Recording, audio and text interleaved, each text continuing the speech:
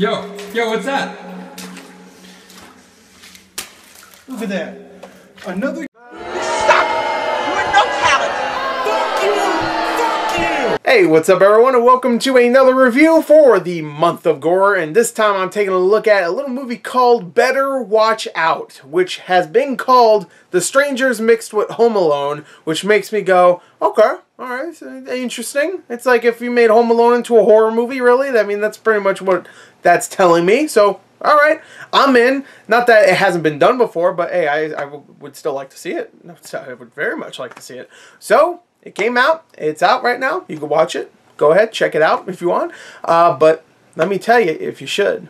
I mean, you should still go watch it. Go ahead, watch it. I don't care. You know, even if I tell you it sucks, you can go watch whatever you want. I'm not going to sit here and tell you can't watch something, even if I say it's terrible.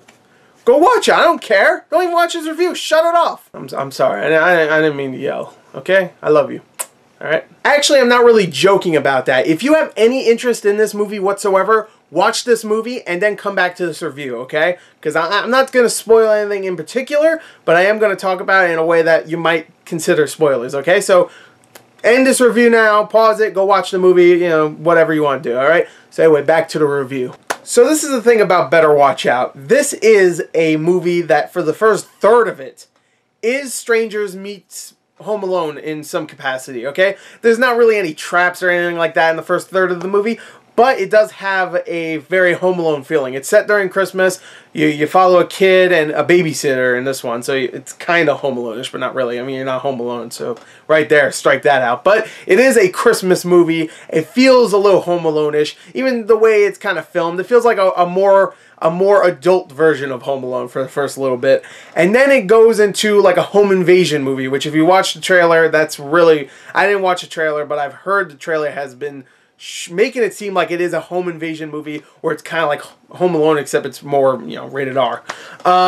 So you got that for the first third of it. Then after that first maybe 30 minutes or so, it shifts gears completely and becomes something entirely new. And when that happened, I was like, I had whiplash. I was like, God damn, really? It just switched completely. So of course I'm not going to sit here and spoil the story, but I did feel like I needed to mention that there is a huge shift in this movie where it looks like it is turning into a generic home invasion movie, except more comedic, but still a home invasion movie, and then turns into something completely different. Again, I'm not going to spoil what that is, but that's why I put the disclaimer before I started talking about this, because I don't want people to get upset, because if they see it and they go, well, I really would have liked to not have known that. That's why I put the disclaimer, okay? Please. One thing I'm going to say about this movie, straight off the bat, is the acting. The acting is really great here, and the characters are likable, or at least interesting, okay? You have Levi Miller, who last time we saw this kid, he was in that Peter Pan movie that came out. He played Peter Pan, and I thought he was really good in that movie, and I think he's really good here. He plays Luke, who is this kind of... This kid that's kind of a little nerdy, not nerdy, but he's a little shyish. He's a mama's boy, and he has a huge crush on his babysitter, who is played by Olivia DeJonge. I think that's her name. I could be wrong. I hope I got her name right. I apologize if you're watching. You're not watching. So anyway, he has the hots for his babysitter. We've all been there, okay? Problem is he's about 12, 13. She's around 18, so it's a little weird, but he's crushing on her hard. And so it's a regular little like awkward romance, one-sided romance, but romance where he's really trying to crush on her and trying to hit on her and stuff. And then out of nowhere, bam, home invasion movie starts. And I'm going to leave it off there. That's all I'm going to say. All right, so if that sounded interesting to you, just hold on, because obviously, like I said, it switches gears completely. This is a very hard movie for me to talk about because I don't want to spoil stuff, obviously, but that stuff is the most interesting stuff of the movie. So I'll say this, when that shift happens, that's when the movie gets really interesting, and you can see how good the acting really is. The writing itself is solid. It's solid enough. You don't need amazing writing for something like this. The tension itself should hold it off on its own, and it does. It's tense. There's even some bloody moments. It's a pretty bloody movie at times. It doesn't go over the top, but there's enough to satiate your bloodlust, I guess.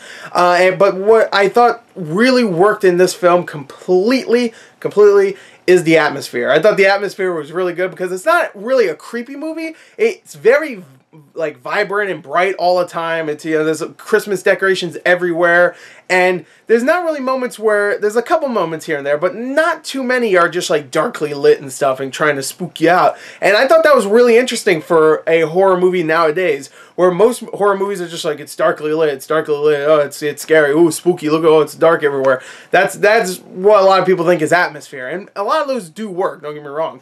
But this one was just like, all right, let's set up some atmosphere. Let's set it up like it's a real neighborhood. And it really does feel like just a house in a neighborhood. And I thought that was really interesting about the movie.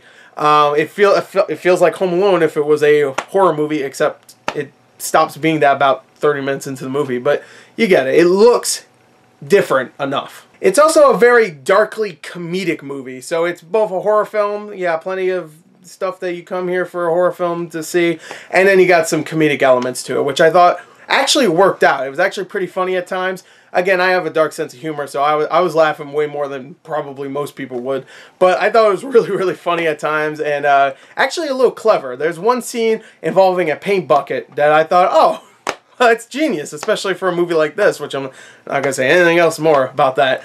Some of you might already be piecing the things together, but whatever. Point is that it's really well done when it comes to the comedic elements, the atmosphere, the acting. I thought the acting was great. Olivia DeJonge, I'm sorry if I'm screwing your name up, but she's actually the main focus in the movie, and she is really good in this. Levi Miller's great. Ed Oxenborg, I don't know how to pronounce his last name either. I'm not good with names. The kid from The Visit, you know, you've seen him before. Alexander in The Terrible, Horrible, No Good, Very Bad Day. I cannot believe I remember that title.